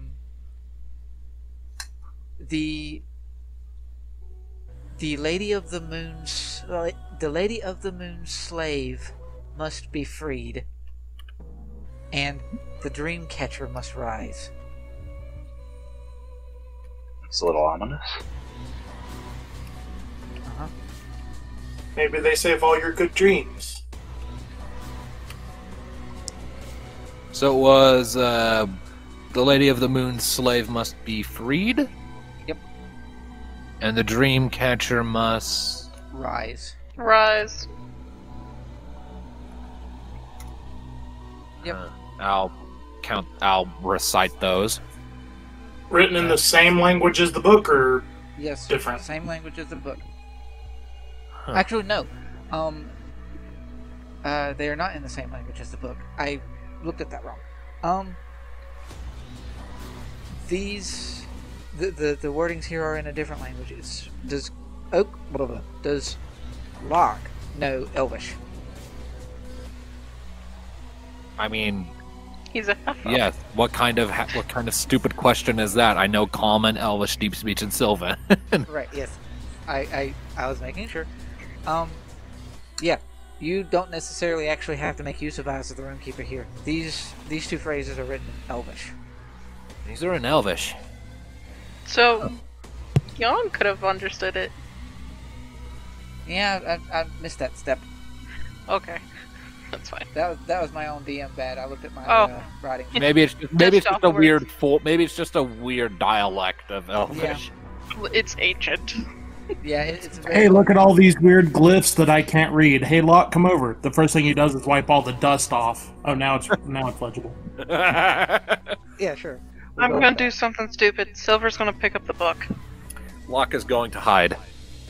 Well, we have the hallway corridor from Indiana Jones, but I should be on the other side of the boulder, so I should be good, right?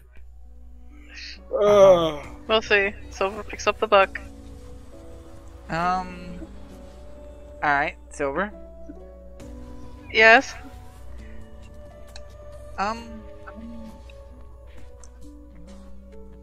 Roll for me a charisma save. Oh no. What are you going oh no for? 20. Okay. So Silver, you sort of grab at the book. You get this weird sense of like ominous. It's the best thing that you. In the back of the head. Well, the best thing that you can compare it to is you get this. It's almost like it hits you in such a way that you smell the decay. And it just flashes through you for a second. Silver's eyes like pitch black for a brief second, and then she shakes it off. Oh, that's horrible. That's horrible. Oh, she like starts pinching her nose, like, oh. You start waving the air out from in front of your face using the book. No, it's just like, oh god. Okay, that made my eyes water a little bit. Oh, that was strong. Did everything just taste purple for a second? You okay? Everything just tasted dead for a second. It's dead. Just dead. Yeah, that makes sense. I picked up some necromancy and all this. Can I just, so I can just put the book in the bag of holding and just write magic book? You start to put the book back into your bag, and which bag are you putting it in? The bag of holding? Okay. You go to put it into the bag of holding, and it's kind of like a magnet that's repelling. You can't get the book to go into the bag. Cover is made from a bag of holding. Gotcha. I mean, you could roll strength to try to force it, but No. That strikes me as a bad decision. Yeah. what's Bjorn doing? Bjorn, specifically popping out, he's pretty much holding his position and waiting to do his So he's just keeping watch. All right. Basically, yeah. Yeah. Alright, Can Cad sort of look around and see if he notices anything? sure. Roll perception or investigation. Yeah, does Silver see anything different now? 22. Nice. Smell the 22, so I smell whatever turned Silver's eyes black. But if I see it, it's probably a 15. So you smell dusty and decay. Very old and perhaps very dead. But everything here is pretty. That keep that in mind as well. And after a moment, Silver, what are you doing with the book now? You can't put it in your bag. She's just holding it. Alright. So, there is a moment of, like, I guess pregnant pause is the best way to put it, as Cad's still sort of looking around and seeing what he finds. And you guys see a humanoid robed figure make their way down from above. Like, float down? He does seem to be floating No, ever so to the slightly. north side of the map. North side of the map, past the altar. Yeah. Greetings. Lovely place. I hate his hair. I fucking hate his hair. Is his hair made of earthworms? Pretty much. Like a, Like I said, Eldritch Warder. I hate him. Oh, that's alright. He wants to invite you out to tea. I want to cut his hair It's and then burn His it. cut hair you. would bleed. Locke, Yes. I regret to inform you, the worms aren't his hair. I call your attention to the fact that his face doesn't seem to be a normal face. His face is a mask. Oh, so he's just made of worms. You can't see the rest of the image, but yes. Oh God, that is grotesque. I said nice place. You did say nice place. You hear a very, for lack of a better way to put it, it's a cacophony of voices that are all layered on top of each other and all saying the same thing. Legion. I've never met a Locke before. Also, you didn't answer. Does Silver see anything different about everything around her now that she was holding the book? Actually, yeah, you would. You see that in some areas of, like, just where the candlelight from the candelabras is dimmer, or the moonlight doesn't hit, you get the strange sense of shadows about that are moving, and it's not the normal shadows. The way that they move is as if they've got a mind of their own. There's probably 3 or 4 of them that are just in and around the candelabras that are subtly dimmer. It's like the candle shadows are moving in very strange ways.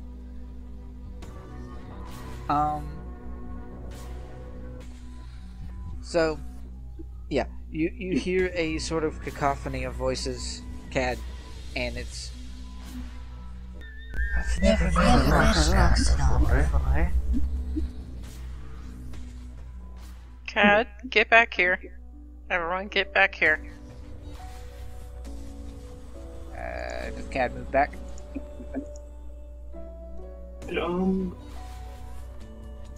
How is he looking at? Well, I guess you said his face is actually a mask. Mm-hmm. Well, the mask is looking straight at you currently. Right.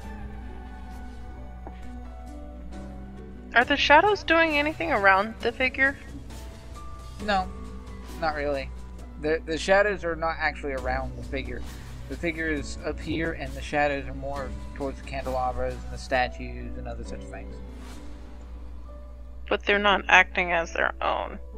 The shadows are moving as if they're acting on their own, but they're not doing anything. They're just there. And now you notice them. Okay, so like... Whereas you didn't before. So I call out, can you tell us where we are? You are in my home.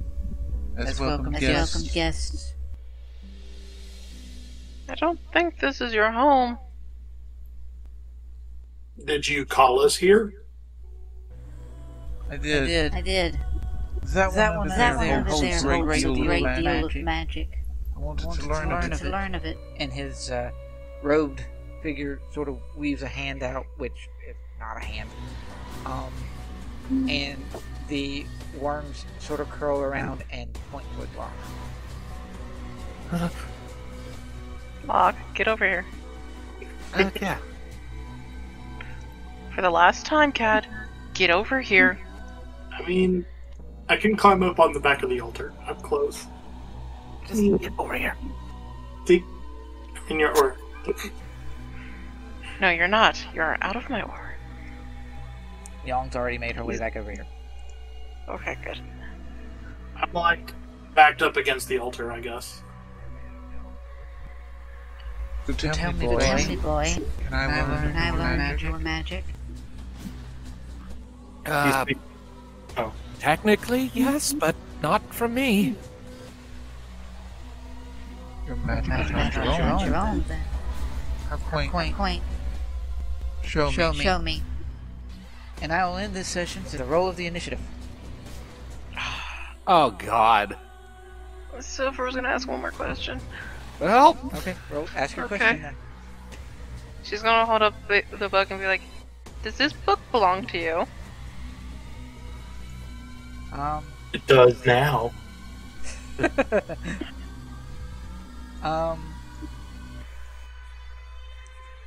6. 12! I got a 13. 13 on Locke. Oh wait, I can't do it that way. Bjorn's just a 3. Yes. So, yeah. Silver's question was, is this book yours? Yes. Of course. One of my most prized possessions. Oh, good. If she could, she was going to do burning hands to it. You could certainly try. Well then. Maybe he's an earthworm lich, and that's his phylactery. Okay, Matt Mercer. Alright. You may certainly try. I know. That's why I was doing that. It's funner that way. Yeah. So, we will begin next session with combat. I will roll Yong and Oaks later. Get them added to the turn order and whatnot. And, yeah. It should prove to be fun and interesting. Hooray! We're all gonna die! You're all trapped in a magic castle. How about that? I suspect we've just met, like, the big antagonist. Nope. I don't think so. Or at the very least, someone who actually works for them, because I have the hunch that Dahlia isn't the big end thing for us. You never know. I think the thing is, this is their home. We just saw stained glass that showed a holy symbol being chained by demons. I think this is the holy person that's just corrupted. Maybe. Who knows? I'm hoping. Who fucking knows, dude? This fucker's made of worms. Exactly. By the way, the language in particular that you guys are Wormian. seeing, no. The language in question is Gith. Yes. Oh. Yay, psychic. Oh no. Yep, it is Gith. That is outer planar. Uh-huh. Why do you think his house? Oh boy! Why do you think his house could just appear out of nowhere? Yeah. So.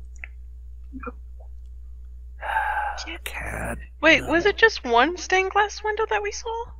Oh, this whole place is covered in stained glass, like all the different ceilings and roofs and other such things. If they had earlier look at a different stained glass window, would it be a different story, or would it be the same thing of the demons and the chains? It is mostly demons and chains. You were like the story of the stained glass was showing various other demons and other such things. It's just in particular the ones at the front of the cathedral were showing the holy symbol and other such things. Peppered out through all the other stained glass is more demons and more ghastly figures and more chains, and yeah, it's... Was there any other holy symbols? Nope. Because she was going to take a look at all the stained glass windows. You could totally do that after you're done dealing with this guy. No, I meant like earlier, that's what she was doing. She was looking at the stained glass windows, as in multiple. She wouldn't have just investigated one so closely. She was wanting to look at all of them. Right. Yeah, and see if there is actually a story going throughout the whole thing. Actually, yeah. I'll give you that. Because you rolled a high investigation on it earlier. So... Yeah, 24. Oh, no, that's a religion. So, it would amount to the same thing at this point. The story that was being told throughout the various stained glass, it sort of culminated in the demons and ghastly figures holding the chains and chaining the goddess of the moon's holy symbol to the ground. But you also saw images of portals to like other realms and very fiery realms with your high religion rolls, and the fact that you're seeing demons. It was probably reminiscent of like the Nine Hells. And you get the sense that the demons that were not necessarily holding the chains were making their way out of the portals as if it was some sort of an invasion. That's what this stained glass was telling. The full scope of the story for this stained glass is a invasion of demons and the capture and subduing of a holy symbol. Mm-hmm. Maybe it was just a shadow. Oh, and you also saw lots and lots of shadows, because they're fun. Yeah, that move on their own. Uh-huh. It was great fun. I will say... Let's see. We'll do a join us next time from a Bjorn, assuming he can get his thing to work. And then... next... Shadows of Gradiriel will be... Kenneth. Shadows. This has been Shadows from Kenneth, and Bjorn will do the next time bit thing. This has been Shadows of Gradiriel. Next time, as we fight this weird worm guy and maybe light a book on fire. Mm-hmm. I will say this particular enemy is really cool. The only thing I don't like is his name is very bland and boring. So. Oh. What is it? Worm? Worm guy? Well, close enough. He is specifically referred to in the Monster Manual book that I got him out of as the worm that walks. The worm that walks. And it is still a threatening name, credit where it is due.